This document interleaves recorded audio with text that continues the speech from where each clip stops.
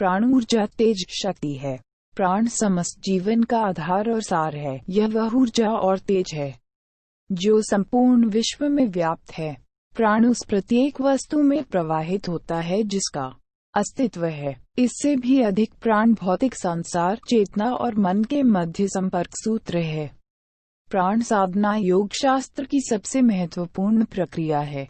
इसके लाभों का विस्तार अणिमादि अगणित रिद्धि सिद्धियों के रूप में किया गया है और ब्रह्म तेजस के रूप में उसकी आध्यात्मिक उपलब्धियों की चर्चा की गई है। प्राणायाम इस दिशा में प्रथम सोपान है।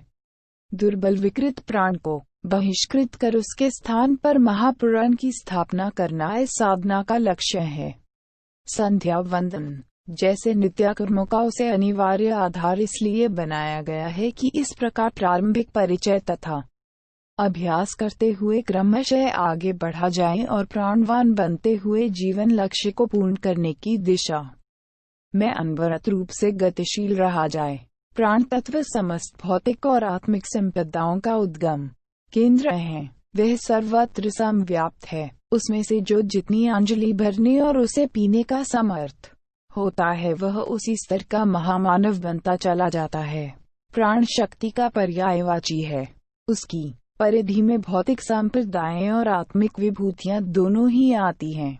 शारीरिक परिपुष्ट के रूप, ओजस्वी मनोबल संपन्नता के रूप में, मनस्वी सामाजिक सहयोग सम्मान के रूप में, यशस्वी और आत्मिक उत्कृष्टता रूप में तेजस्वी बन जाता है। यह चतुर्विधि क्षमताएं जिस मूल स्रोत में उत्पन्न होती हैं उसे प्राण शक्ति कहते हैं।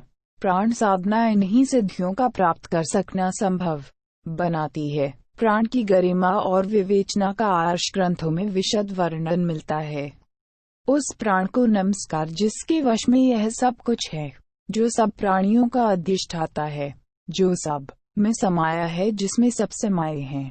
अंग्रेजी में श्वास के अर्थ में प्राण का प्रयोग होता है। यह भ्रम शायद इसलिए पैदा हुआ कि प्राणायाम में श्वास प्रश्वास क्रिया ही प्रधान होती है। रेचक पूरक कुंभक के माध्यम से प्राणायाम किया जाना है। उसमें सांस की अमुक क्रम से छोड़ने खींचने की विधि की प्रमुखता रहने से प्राण को उसी रूप में समझ लिया गया है। स्वामी विवेकानंद ने प्राण की विवेचना साइकिक फोर्स के रूप में की है। इसका मोटा अर्थ मानसिक शक्ति हुआ। मोटे रूप में तो यह कोई मस्तिष्कीय हलचल हुई, पर प्राण तो विश्वव्यापी है। यदि समष्टि को मन की शक्ति कहीं या सर्वव्यापी चेतना शक्ति का नाम दे तो ही यह अर्थ ठीक बैठ सकता है। व्यक्तिगत मस्तिष्कों की प्रथम मानसिक शक्ति की क्षमता प्राण के रूप में नहीं हो सकती।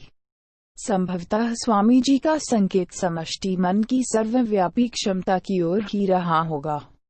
मानसिक एवं शारीरिक क्षमताओं के रूप में प्राण शक्ति के प्रकट होने का, प्रखर होने का परिचय प्राप्त किया जा सकता है, पर वह इन सब जाने हुए विवरणों से कहीं अधिक सूक्ष्म है।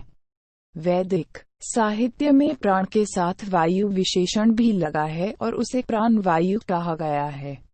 उनका तात्पर्य ऑक्सीजन, नाइट्रोजन आदि वायु विकारों से नहीं, वरन उस प्रवाह से है जिसकी गतिशील विद्युत तरंगों के रूप में भौतिक विज्ञानी चर्चा करते हैं। अणु विकिरण, ताप, प्रकाश आदि की शक्ति धाराओं के मूल समव्याप्त सतह से कहा जा सकता है। यदि इसके अध्यात्म स्वरूप का विवेचन किया जाए तो अंग्रेजी का विकिरण, ताप, प्रकाश आदि की शक्ति धाराओं के मूल में समव्याप्त सत्ता से कहा जा सकता है। यदि इसके अध्यात्म स्वरूप का विवेचन किया जाए तो अंग्रेजी का लेटेंट लाइट शब्द इसके लिए लगभग अधिक उपयुक्त बैठता है। कृष्णोपनिषद में प्राण का उद्गम केंद्र सूर्य को माना गया है। यह भौतिक व्याख्या है। सभी जानते हैं कि पृथ्वी पर जीवन की उत्पत्ति का श्रेय सूर्य किरणों को है।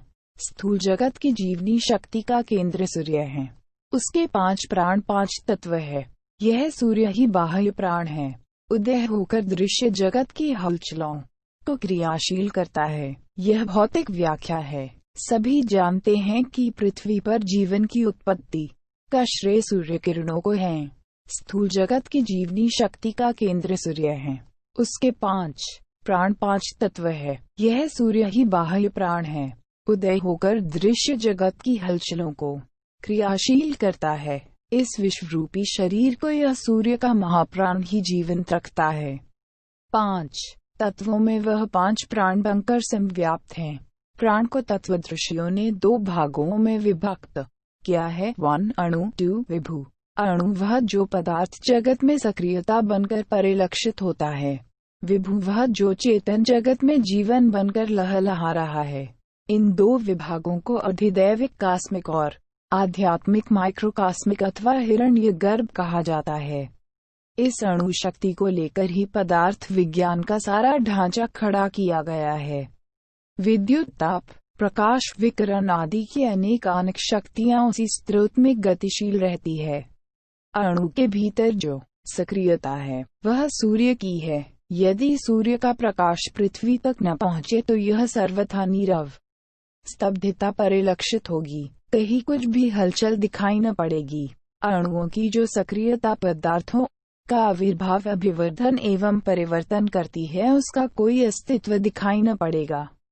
भौतिक विज्ञान से सूर्य द्वारा पृथ्वी को प्रदत्त अणु शक्ति के रूप में पहचाना है और उसे विभिन्न प्रकार के आविष्कार करके सुख साधनों का आविर्भाव किया है। शक्ति के कितने ही प्रचंड स्रोत करतलगत किए हैं, पर यह नहीं मान बैठना चाहिए। विश्वव्यापी शक्ति भंडार मात्र अणु शक्ति की भौतिक सामर्थ्य तक ही सीमाबद्ध है। जड़ जगत में शक्ति तरंगों के रूप में समव्याप्त सक्रियता के रूप में प्राण का परिचय दिया जा सकता है और चेतन जगत में संवेदना उसे कहा जा सकता है। इच्छा, ज्ञान और क्रिया ऐसी संवेदना के 3 रूप में है। जीवंत प्राणी इसी के आधार पर जीवित रहते हैं, उसी के सहारे चाहते, सोचते और प्रयत्नशील होते हैं। इस जीवनी शक्ति की जितनी मात्रा जिसे मिल जाती है वह उतना ही अधिक प्राणवान कहा जाता है। आत्मा को महात्मा, देवात्मा और परमात्मा बनने का अवसर इस प्राण शक्ति की अधिक मात्रा उपलब्ध करने पर ही संभव होता है। चेतना की विभू सत्ता जो समस्त विश्व भ्रमण में समव्याप्त है, चेतन प्राण कहलाती है। उसी का अमुक अंश प्रयत्न पूर्वक अपने में धारण करने वाला प्राणी प्राणवान एवं महाप्राण बनता है। वह प्राण हमारे अनुभव में जड़ पदार्थों की सक्रियता के रूप में और चेतन प्राणियों की सजगता के रूप में दिखाई पड़ता है। इससे प्रतीत होता है कि वस्तुओं एवं प्राणियों के उत्पन्न होने के उपरांत ही इस शक्ति का उद्भव हुआ होगा, पर बात ऐसी नहीं है। वह सृष्टि से पहले ही मौजूद तो था। उस सूक्ष्म प्राण शक्ति ने समय अनुसार परा और अपरा प्रकृति का रूप धारण करके इस दृश्य जगत का सृजन किया है। शास्त्र में इसका वर्णन इस प्रकार आता है, उत्पन्न होने के उपरांत ही इस शक्ति का उद्भव हुआ होगा, पर बात ऐसी नहीं है। वह सृष्टि से पहले ही मौजूद तो था। उस सूक्ष्म प्राण शक्ति ने समय अनुसार परा और अपरा प्रकृति का रूप धारण करके इस दृश्य जगत का सृजन किया है। शास्त्र में इसका वर्णन इस प्रकार आता है। संस्कृत में प्राण शब्द की व्युत्पत्ति प्र उपसर्ग पूर्वक अथ धातु से होती है। वन धातु प्राण ने जीवनी शक्ति चेतना वाचक है। इस प्रकार प्राण शब्द का अर्थ चेतना शक्ति होता है। जीवधारियों को प्राणी कहते हैं। प्राण और जीवन दोनों एक ही अर्थ में प्रयुक्त होते हैं। प्राण आत्मा का गुण है।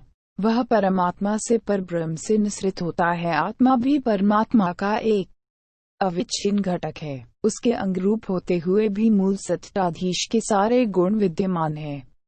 व्यक्तिगत प्राण धारण करने वाला प्राणी जब सुविकसित होता है तो वह बंध के समुद्र में पड़ने पर सुवितरित होने की तरह व्यापक बन जाता है। व्यापक महापुराण का अंश प्राणी है अथवा प्राणधारियों को समष्टि चेतना महाप्राण है। इसमें तात्विक कोई अंतर नहीं, यह शब्दों की ही हेरा फेरी है।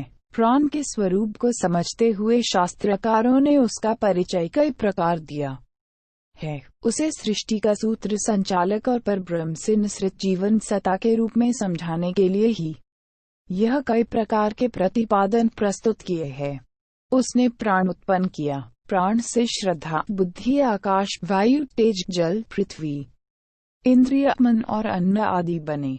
जड़ से चेतन उत्पन्न होने की बात भौतिक विज्ञानी कहते हैं। आत्मविज्ञान का मत इससे भिन्न है। वह कहता है चेतना से जड़ की उत्पत्ति हुई। जड़ में न कुछ सोचने की शक्ति है, न करने की। वह निर्जीव होने के कारण अवतरण, अभिवर्धन एवं परिवर्तन की कोई क्रिया नहीं कर सकता। उसकी हलचलें चेतना की यही देन है। चेतना की इच्छा एवं आवश्यकता के अनुसार प्राणियों के शरीर बनते और बदलते हैं। इस तथ्य को तो भौतिक विज्ञानी भी मानते हैं। ऐसी दशा में चेतन प्राण को ही प्रथम मानना पड़ेगा। सृष्टि से पूर्व निस्संदेह उसकी सत्ता सूक्ष्म चेतना के रूप में रही है और महाप्राण इस विश्व के सूत्र संचालक पर ब्रह्म का परमात्मा अथवा आत्मा का ही ब्रह्म तेज रहा है। वह कोई भौतिक शक्ति नहीं है। यह समस्त जगत प्राण के स्पंदन से निःसृत होता है। जैसे अग्नि से छोटी छोटी चिंगारियां निकलती है, वैसे ही आत्मा से सब प्राण निकलते हैं। इस प्राण सत्ता का जब जिस प्रयोजन के लिए प्रयोग होता है, तब उसके नाम उसी क्रिया आधार को ध्यान में रखते हुए रख दिए जाते हैं। एक व्यक्ति दुकानदारी, रसोईया, चोरी आदि कई काम करता है। जिस समय उसे जो काम करते देखा जाता है, तब उसे उसी आधार पर दुकानदार, रसोईया, चोर आदि कहा जाता है। तांगे वाला उसे सवारी, व्यापी उसे ग्राहक, डॉक्टर उसे रोगी, अध्यापक उसे विद्यार्थी के नाम से पुकारता है। इतने पर भी वह एक ही व्यक्ति होता है। इसी प्रकार प्राण की जहाँ जो गतिविधियां होती है, उसी प्रकार उसे नाम दिया जाता है। साधारणतया 5, 10 या 11 प्रकार से उसके वर्गीकरण होते रहे हैं। जैसे अग्नि से छोटी छोटी चिंगारियां निकलती है, वैसे ही आत्मा से सब प्राण निकलते हैं। इस प्राण सत्ता का जब जिस प्रयोजन के लिए प्रयोग होता है, तब उसके नाम उसी क्रिया आधार को ध्यान में रखते हुए रख दिए जाते हैं। एक व्यक्ति दुकानदारी, रसोईया, चोरी आदि कई काम करता है। जिस समय उसे जो काम करते देखा जाता है, तब उसे उसी आधार पर दुकानदार, रसोईया, चोर आदि कहा जाता है। तांगे वाला उसे सवारी, व्यापी उसे ग्राहक, डॉक्टर उसे रोगी, अध्यापक उसे विद्यार्थी के नाम से पुकारता है। इतने पर भी वह एक ही व्यक्ति होता है। इसी प्रकार प्राण की जहाँ जो गतिविधियां होती है, उसी प्रकार उसे नाम दिया जाता है। साधारणतया 5, 10 या 11 प्रकार से उसके वर्गीकरण होते रहे हैं। मनुष्य में रहने वाली 10 इंद्रियां और 11वां मन, यह सब प्राण है। इतने पर भी उसे वायु है, इंद्रियां या मन नहीं कहा जा सकता। वस्तुतः वह इस सबके भीतर काम करने वाली जीवनी शक्ति है। यह प्राण वायु या इंद्रियां नहीं है। शास्त्रों में उसका उपदेश भिन्न रूप से किया गया है। कृष्णोपनिषद में यह तथ्य और भी अधिक स्पष्ट कर दिया गया है। उस वरिष्ठ प्राण ने मन और इंद्रियों से कहा, तुम मोह में मत पड़ो। मैं ही 5 रूप बनाकर इस शरीर को धारण किए हुए हूँ। यह प्राण वायु नहीं है और न वह इंद्रियों का व्यापार ही है। इत स्माजायते प्राणो मनः सर्वेन्द्रियाणि च। मुंडक 2:1-3। यह प्राण मन और इंद्रियों से भिन्न है। प्राणायाम को गहरी सांस लेने का फेफड़े पुष्ट करने वाला व्यायाम नहीं माना जाना चाहिए। वस्तुतः वे निखिल भ्रमण में समव्याप्त चेतना के समुद्र से बड़ी मात्रा में जीवनी शक्ति अपने भीतर धारण करके सामान्य लोगों की तुलना में अत्यधिक सामर्थ्यवान बनने का परिष्कृत विज्ञान सम्मत सुनिश्चित प्रयास है। इसे यदि विधिपूर्वक जाना और अपनाया जाए, तो उसमें हमारे महत्वपूर्ण भावों की पूर्ति हो सकती है।